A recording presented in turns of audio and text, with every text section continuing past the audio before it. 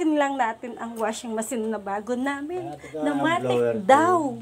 Sabi ni Matrix, dahil hindi na siya nagluto, kaya eto, matik na daw yung washing machine niya. Kaya tinry namin itong gawin ito para bago kami matulog. At least ito, magkaano pa daw. Nagbababad na. Ilan mo na ang Ayan na. Nagbababad na daw siya.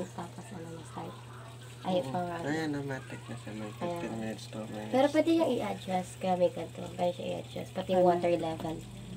Kung, for example, magkukusa siyang mainit mag-stop. Okay.